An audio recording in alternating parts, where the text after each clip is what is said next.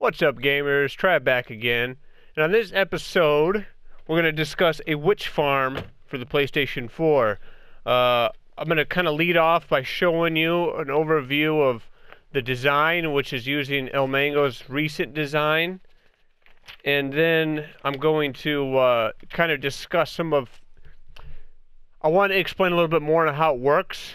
Where his was more of a tutorial, I kind of want to get into...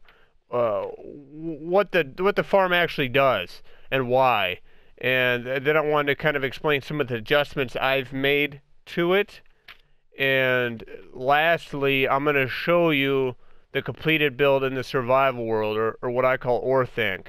I do want to give a massive shout out to Doze and Falco for helping me get the initial farm up and going in the survival world with the subscriber event we had over the weekend. Those guys worked their butts off for a few hours and we got a lot of work done. So a firm handshakes to those guys for the help they provided. And I think they're going to be happy with the end result once they see it here in a minute.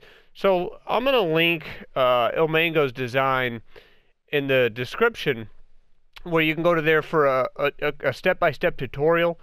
But let's kind of take a look at this design before we go into the survival world a little bit. Okay, so this design is on average it's getting me probably about 5,500 drops an hour, somewhere in that neighborhood.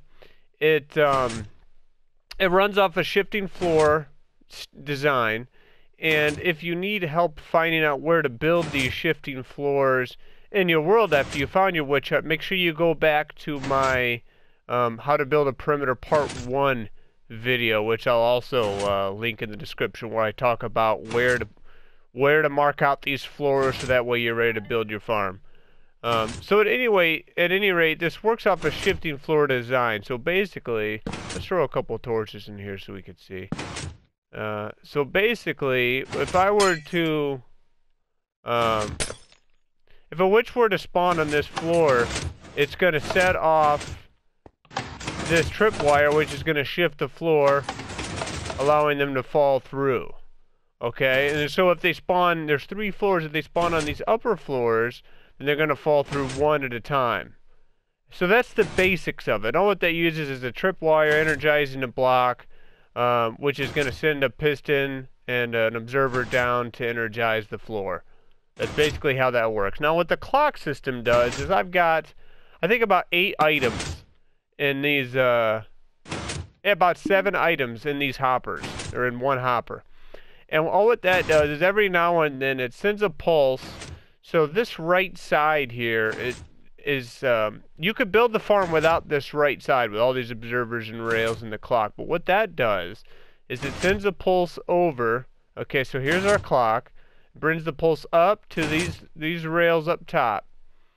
And then those rails up top send the pulse around to these rails here, okay, which are observed from below, and that pulse gets carried below and observed below again. So what happens is if a witch, if sometimes witches will get stuck on these floors, like if they're standing between 2 floors, and that observer will stay down.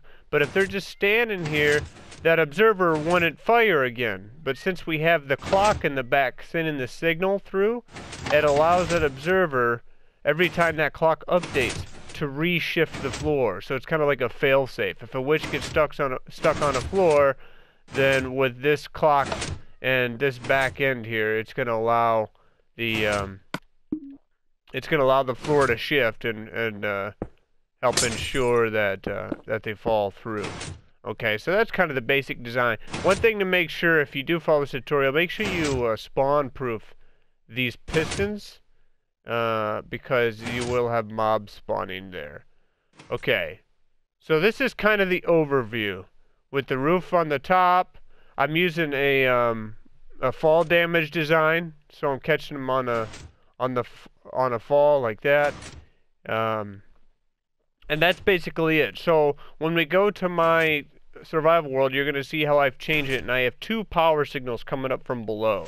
I have one power signal that's going to this clock. to turn it on and off. Then I have one power signal coming up to turn on a whole bunch of redstone lamps. Okay. And then here's, to give you kind of an idea, so everything in these bottom chests would be about average you'd get in an hour, so almost 2 double chests worth. Yeah, so that's basically it. Let's go to the survival world, we'll talk more about it there. Well guys, welcome to the Tower of Orthanc. As you can see, it's a little different than our demo. Let's go take a look. Standing huge in this perimeter. The Great Tower of Isengard. Isn't this thing cool? Now, as you can see, it's up off the ground a little ways. And I did that for a reason.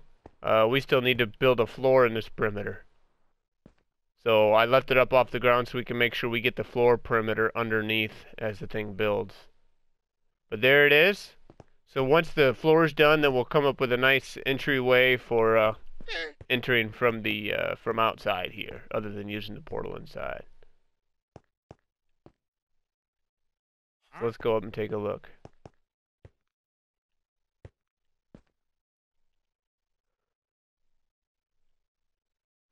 Okay, so here is the collection floor. All right, so this is the bottom of the drop chute, where all the witches come down. I've got one power signal that's turning on and off the clock, and one power signal that's turning on and off the lights, which all should be on right now.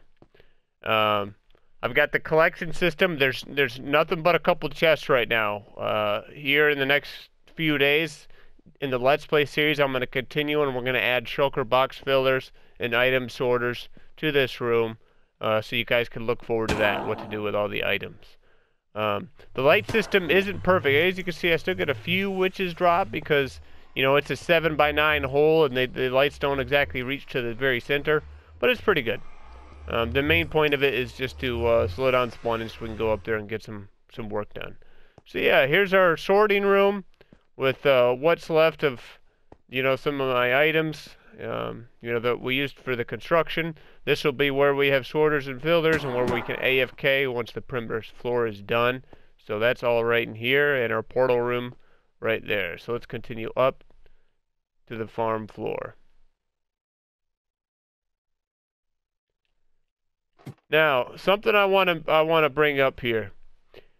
The roof of this thing, the way the game works with its spawning algorithms is whenever you have a solid block in the air, the game is going to look to see if it can spawn any mobs on any block underneath it all the way to the next solid block. Okay, so these blocks floating here are going to look. The game is going to process whether or not it can spawn an entity underneath each of these roof blocks all the way to the ground. Okay, so that's a lot for our little consoles to process. So probably the most time-consuming part of this farm, which is hard to notice, is the fact that all underneath this roof, underneath this floor here, I've placed, let's go from here.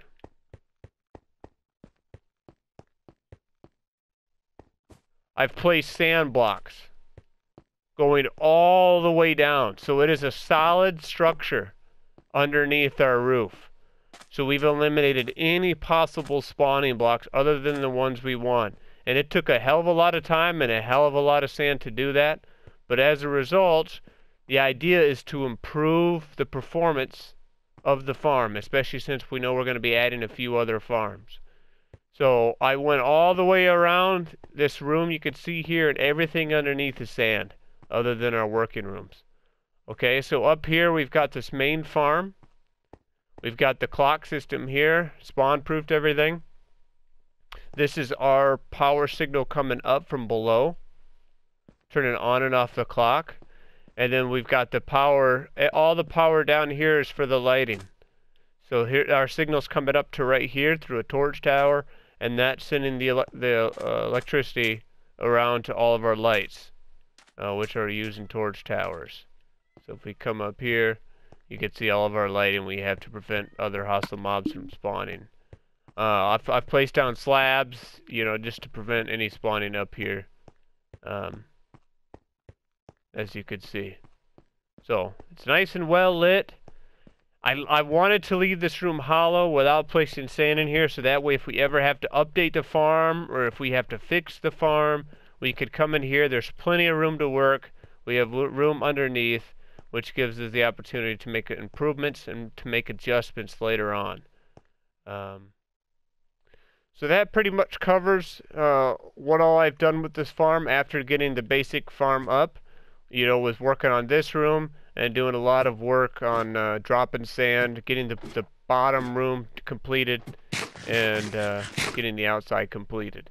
So at this point, it's certainly in working shape, and it's. I mean, I've gathered all these shulker boxes full of things just in the last couple hours of all drops. Easy portal access in and out. Once the floor of the perimeter is complete, I'll just I can AFK right from here, and that'll be fine.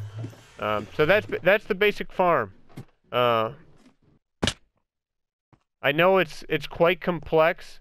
There's a lot of work involved. The farm by itself, without all the extra work, isn't difficult to make if you follow his tutorial. But there's a lot of extra things that can be done to improve on it. So that's what I did here. So I hope you guys enjoyed. Let's see if I can take off. I hope you guys enjoyed the farm. Once again, big thank you to everybody who helped. It's a beast. It's absolutely a beast. And this is going to be fantastic for the server to allow us to get a whole bunch of redstone. So thanks guys for tuning in. Thank you for all the support. Please leave a like, subscribe for future technical Minecraft on the PlayStation. I look forward to talking to you guys very soon. Enjoy the day. Oh my god, my view. Enjoy the day, guys. Enjoy your week.